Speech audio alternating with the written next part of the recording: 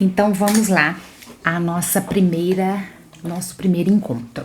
Seguinte, vou falar um pouquinho de mim, da minha história de vida, para vocês me conhecerem, terem uma noção de tudo que me trouxe até aqui e por que eu resolvi entrar com esse projeto de grupo terapêutico para mulher, de grupo de WhatsApp para mulher, do meu Instagram ter sido criado com conteúdos para mulheres. Meu nome é Josiane Cristine de Carvalho Lírio.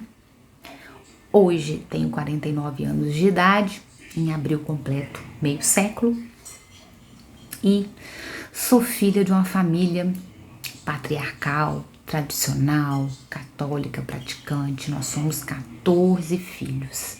Somos 7 mulheres e 7 homens, e eu sou a caçula de 7 mulheres. E a caçula, sim, das 7 mulheres, eu tenho um irmão mais novo, que nós dois somos os caçulas da família, tá? Eu tive uma infância muito livre, eu brincava em meio à natureza, eu me sentia muito bem, apesar de que todas nós temos as nossas questões emocionais, questões familiares. Tive muito problema de relacionamento com a minha mãe. Então, assim, patinho feio, até hoje me toca muito a história do patinho feio, porque eu sempre me senti o patinho feio. Mas isso é uma outra história, para uma outra situação, para contar para vocês. Então, eu comia fruta no pé, eu andava com faca pra subir no pé de laranja e chupar laranja, brincava com os meninos, brincava de tudo.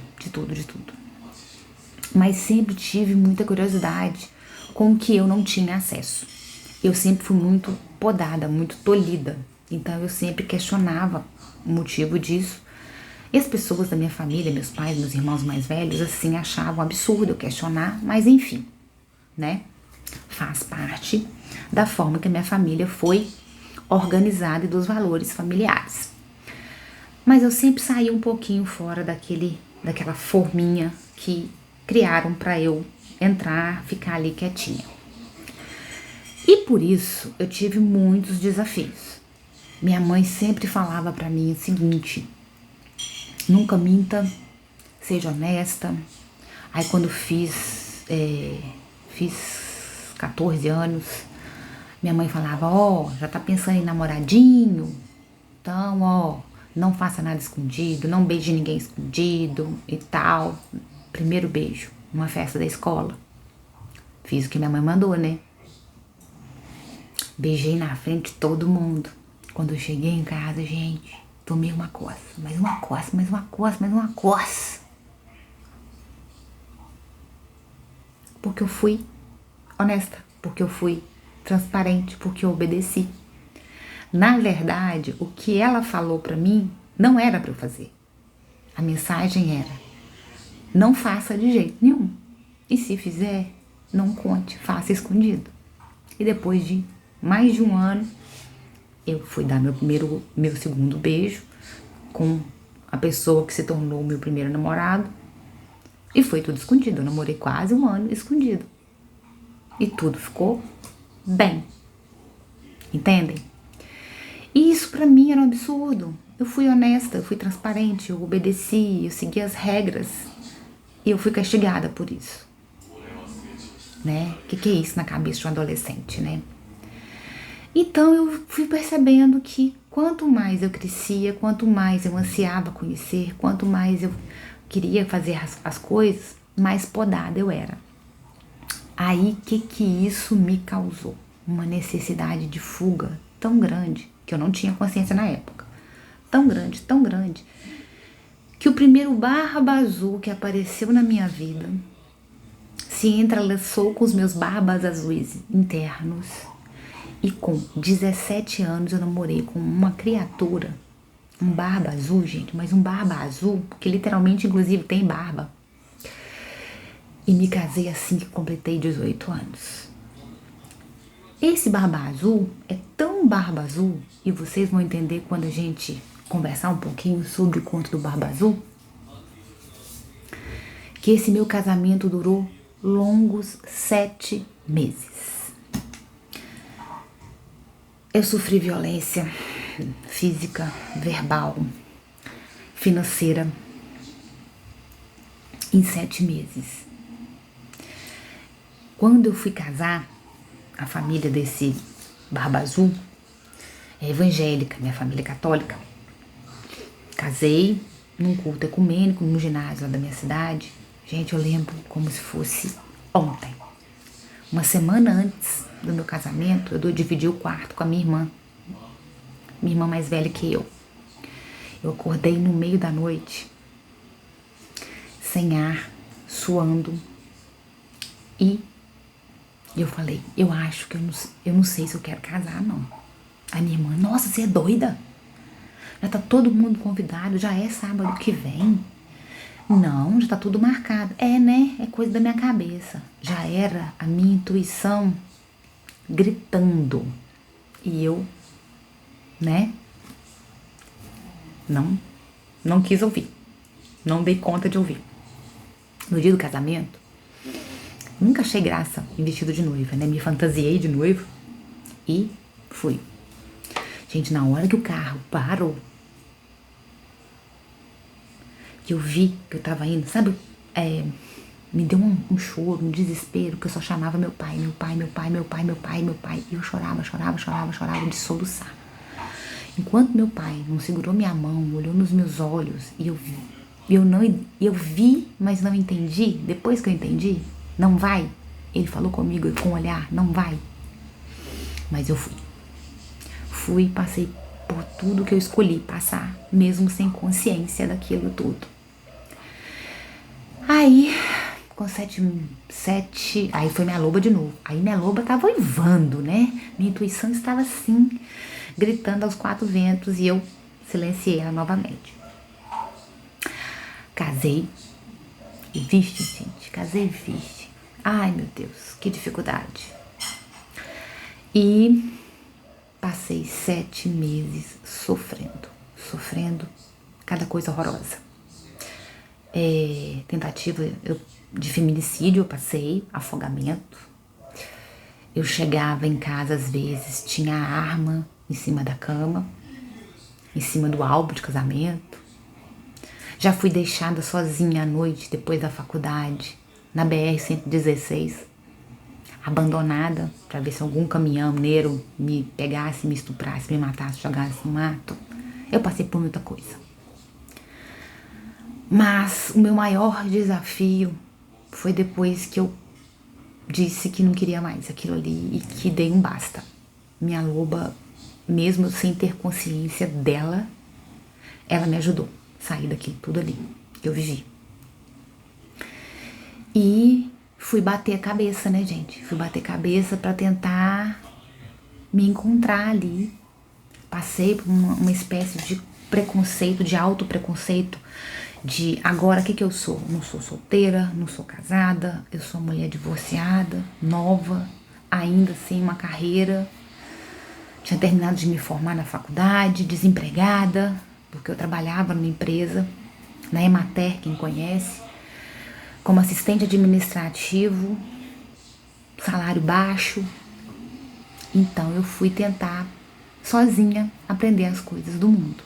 E minha mãe, quando eu fui sair a primeira vez de casa para ir para uma festa, depois de um ano de separada, porque ainda na época que eu divorciei era assim, separação, você tinha que ficar separada, 1 ano, separação judicial, para depois homologar o divórcio. Graças a Deus eu não me engravidei, não tenho filhos com essa criatura, né? Pelo menos de mim eu não estou propagando o DNA desse Barba Azul. E, enfim, é isso. E foi a partir daí que eu entendi que eu estava por minha conta nesse mundo e que eu queria fazer concurso, porque o concurso, dentro da minha profissão de formação assistente social, era o que ia me trazer meu sustento e desenvolver o que meu pai investiu em mim. Meu pai pagou minha faculdade.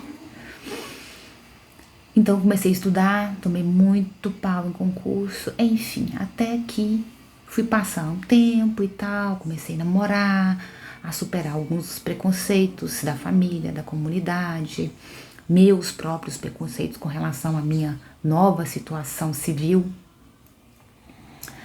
E em 2005 eu fui apresentada por esse livro aqui, por uma querida vizinha e colega de trabalho lá da minha cidade, que hoje, né, infelizmente, ela desencarnou, né, virou estrelinha, seja lá o nome que vocês deem, né, e ela me apresentou esse livro. Ela me emprestou o livro dela e 2 dias depois eu entreguei de volta para comprar o meu próprio livro. E esse livro foi muito libertador. Por que que ela me emprestou esse livro? Já em 2005, quando eu terminei um relacionamento de 3 anos, um namoro, que a gente tava namorando super sério, a gente praticamente morava junto, e nome de filho escolhido, planos pro futuro, tudo certo. E essa pessoa começou a tentar me controlar, ter ciúmes de fazer concurso, essas coisas. Porque começou a me trair. Quando essa pessoa começou a me trair, ela tinha medo de ser traída. Então as brigas eram homéricas, eu ficava cansada. E até que ele colocou um chifre homérico em mim e eu não dei conta. E terminei. Gente, eu fiquei arrasada. Parece que o chão abriu pra mim. E, enfim, terminei. E esse livro me ajudou muito a sair desse buraco. Mas eu li esse livro. Quase 1 ano eu demorei para ler esse livro, porque eu não tinha maturidade emocional, eu não tinha força emocional e eu tinha muito pouca capacidade de entender esse livro, porque esse livro é muito denso, é muito complexo. Até hoje é um livro difícil de ler. Então, quando eu revisito o que eu grifei na época, assim, me remete ao que eu estava passando naquela época. E foi assim que eu conheci esse livro e foi assim que eu conheci a doutora Clarissa Pinkola Estés e os contos, os 19 contos que ela traz nesse livro. E em 2014 eu tive uma nova aproximação com esses contos, com um curso de psicodrama que eu fiz aqui em Belo Horizonte. E agora, final de 2023 e durante todo o ano de 2024, eu estudei esse livro num curso de contoterapia especificamente voltado para as lições desse livro. Posso usar outros contos? Sim, as técnicas que eu aprendi, posso usar outros contos, Branca de Neve, Cinderela e outros tantos que tem aí dos irmãos Greens e de outros escritores. Mas essa é a introdução que eu queria trazer para vocês. Esse meu processo, essa minha jornada de autoconhecimento, de conexão e reconexão com a minha intuição, com a minha alma mais profunda, com a minha essência mais profunda, com a minha energia de viver, que é a minha mulher selvagem, ela foi muito difícil e muito demorada. Então o meu projeto, o meu propósito de vida hoje, eu posso afirmar para vocês, é trazer isso de uma forma mais leve e de forma que vocês possam entender e transformar a vida de vocês. Eu e o livro seremos apenas os instrumentos. A transformação é a gente que faz na gente mesma, e a gente tem que assumir essa responsabilidade. Dito isso, eu fiz aqui hoje um resuminho sobre o prefácio do livro. Prefácio do livro não, gente, minto. A introdução do livro. Só a introdução do livro é uma mega aula, que geralmente essa aula eu demoro resumidamente com ela 2 a 3 horas, e geralmente essa aula sobre essa introdução do livro, chamada Cantando sobre os Ossos, é brinde lá no meu grupo de mulheres. Mas eu fiz um resuminho aqui para vocês entenderem e pra gente refletir durante a semana, tá? E sexta-feira ou no final de semana eu vou postar algumas perguntas aqui pra gente responder. para responder pra gente mesma e para responder aqui, discutir aqui no grupo, certo? Vou lá, eu vou ler para vocês, que fica mais fácil, assim, dentro do que eu fiz aqui. Resumo da introdução. Livro Mulheres que Correm com os Lobos. Cantando sobre os ossos. Os principais conceitos e ensinamentos que eu tirei dessa introdução do livro. A mulher selvagem como arquétipo. Arquétipos são símbolos, tá? Imaginem o desenho de uma loba, né? A mulher selvagem também é uma espécie de desenho, de um símbolo, que representa a nossa essência. Então, quando a gente fala de arquétipo, a gente fala de um símbolo que representa. Por exemplo, o leão, que representa o Lions Club. Vocês estão entendendo? A maçã, que representa o pecado na história bíblica de Adão e Eva. Então, é o arquétipo do pecado. A maçã representa aquilo ali naquele contexto, tá? Então, a mulher selvagem é um arquétipo presente em todas as mulheres, representando a essência instintiva, criativa e livre.